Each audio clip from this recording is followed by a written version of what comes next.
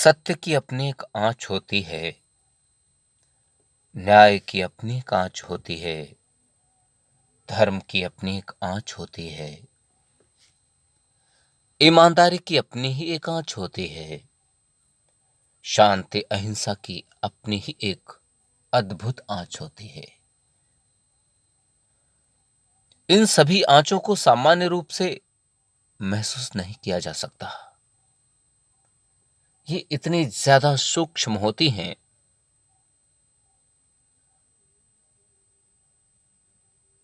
कि ये सामान्य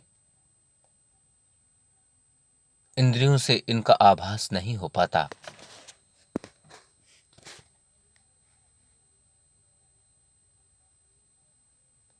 दो प्रकार के लोगों को इनका आभास हो सकता है। पहले वे लोग जिनके अंतरात्मा के पट खुले हैं, हृदय के पट खुले हैं, ज्ञान चक्षु खुल चुके हैं,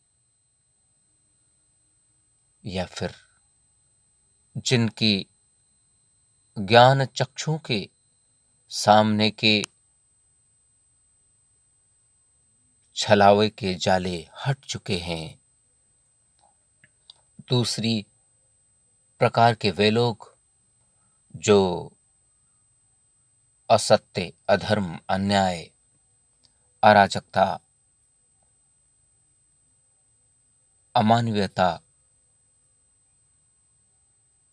बेईमानी,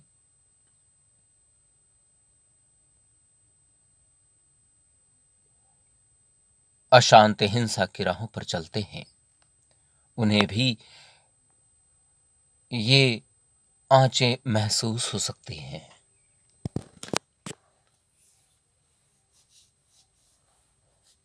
सामान्यतः इन पर ध्यान नहीं पहुंचता, हमारा खुद का ध्यान भी नहीं पहुंचता एवं अन्य लोगों का भी ध्यान अधिकांश नहीं पहुंचता। यह आंच इतनी सूक्ष्म होती है कि भौतिक आंखों से नहीं दिखती,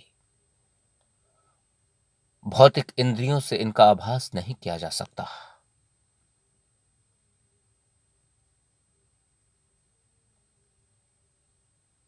अब यह भी एक सवाल है, क्या इन आंचों को बढ़ाया जा सकता है? निस्संदेह इन आंचों की तीव्रता को, इंटेंसिटी को,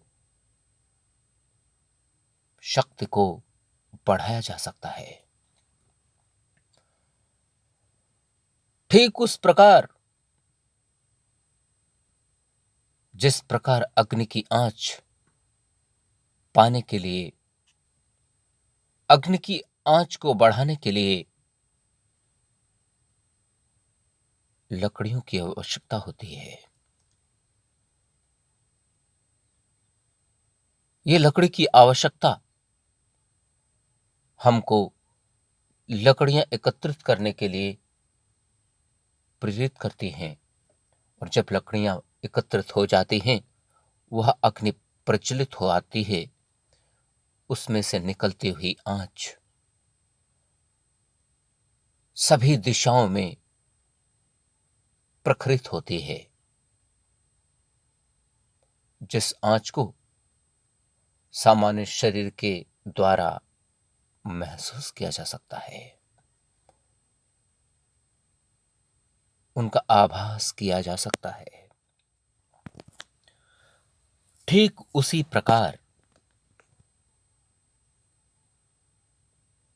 सत्य, न्याय, धर्म, ईमानदारी, अहिंसा, शांति, मानवता आदि की राहों पर चलने वाली वे बाधाएं, वे कठिनाइयां, वे जटिलताएं ही तो इन लकड़ियों का माध्यम है। जब ये सब एकत्रित होती हैं और हम उनसे पार पाने के लिए निरंतर प्रयासरत रहते हैं और हम बिना विचलित हुए इन सदराहों को नहीं छोड़ते। धीरे धीरे ही वे शक्तियां, वे आंचें एकत्रित होती रहती हैं।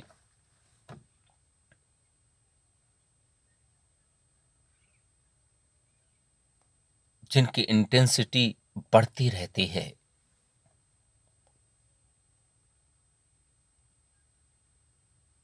इसी को तो तपस्या कहते हैं।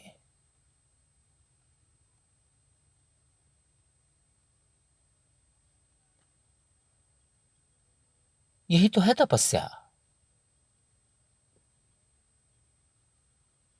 इन्हीं तपस्याओं से तो हमारे शरीर में उपस्थित ये आंचें बढ़ती हैं।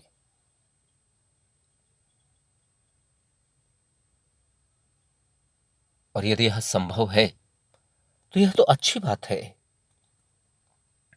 हम निरंतर सदराहों पर चलते रहें और अपने शरीर की अंदर की इन आंचों को बढ़ाते रहें।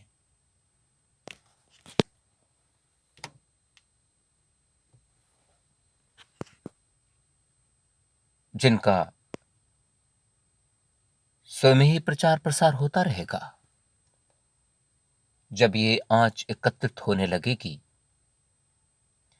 तो ये आंचें खुद ही अपने अस्तित्व को बयां करने लगेंगी। फिर हमें किसी को बताने की आवश्यकता नहीं होगी कि हमारे अंदर क्या है। हमारे व्यक्तित्व की, हमारे विचारों की, हमारी सत्य, न्याय, धर्म, ईमानदारी, शांति, अहिंसा की इस निष्ठा के कारण हमारे अंदर एकत्रित हुई वह आंच हमारे सामर्थ्य को बढ़ाएगी। ध्यान रहे, इस आंच का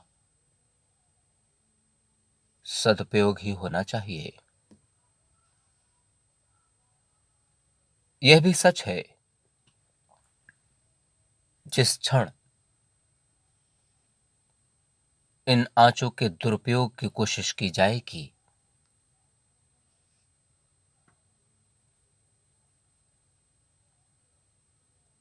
तब तब ये आंचें, ये शक्तियां क्षीण होने लगेंगी।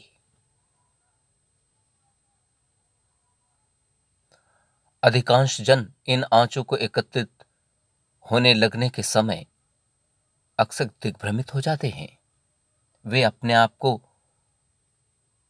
संभाल नहीं पाते। अहंकार के वशीभूत होकर, नकारात्मकताओं के वशीभूत होकर वे गलत राहों पर चल देते हैं। ऐसी हालत में ये आंचें, ये शक्तियां क्षीण भी हो सकती हैं और होती हैं।